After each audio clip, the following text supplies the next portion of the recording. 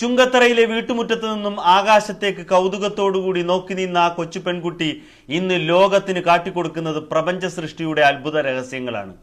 പ്രപഞ്ചത്തിന്റെ കോണിൽ എവിടെയോ ഒളിച്ചിരുന്ന ഭീമൻ നെബുലയെ അഥവാ വാതകമേഘത്തെ കണ്ടെത്തി ശാസ്ത്രലോകത്തെ വിസ്മയിപ്പിച്ചിരിക്കുകയാണ് മലപ്പുറം ചുങ്കത്തറ സ്വദേശിനിയായ doctor റെഹന പയ്യശ്ശേരി.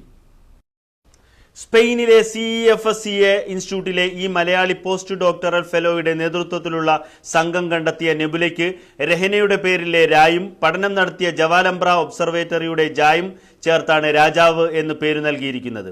Enormous lineman alpha nebula എന്ന വിഭാഗത്തിൽപ്പെടുന്ന പ്രപഞ്ചത്തിൽ വളരെ അപൂർവമായി മാത്രം കാണുന്ന ഭീമൻ നെബുലയാണിത്.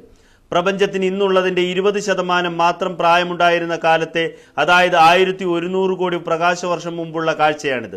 നമ്മുടെ താരാപഥമായ ക്ഷീരപഥത്തിന്റെ 4 ഇരട്ടി വിസ്തൃതിയുണ്ട് രാജാവിന്. ഹൈഡ്രജനും ഹീലിയവും കൂടാതെ ലോഹസമ്പുഷ്ടമായ വാതകങ്ങൾ ഇതിലുണ്ടെന്നും രഹനയും സംഘവും കണ്ടെത്തിയിട്ടുണ്ട്. ജവാലംബ്ര ആസ്ട്രോഫിസിക്കൽ ഒബ്സർവേറ്ററിയിലെ അത്യാധുനിക ടെലസ്കോപ്പുകൾ നൽകിയ ഡേറ്റ വിശകലനം ചെയ്താണ് രഹന ഈ നേട്ടത്തിലേക്ക് എത്തിയത്. സ്പെയിൻ, ബ്രസീൽ, ചൈന തുടങ്ങിയ രാജ്യങ്ങളിലെ 32 ഗവേഷകരാണ് രഹനയുടെ നേതൃത്വത്തിലുള്ള ശാസ്ത്ര സംഘത്തിലുണ്ടായിരുന്നത്. നിശ്ചയദാർഢ്യവും കഠിനാധ്വാനവും കൊണ്ട് ഉയരങ്ങൾ കീഴടക്കിയ കഥയാണ് രഹനയുടേത്.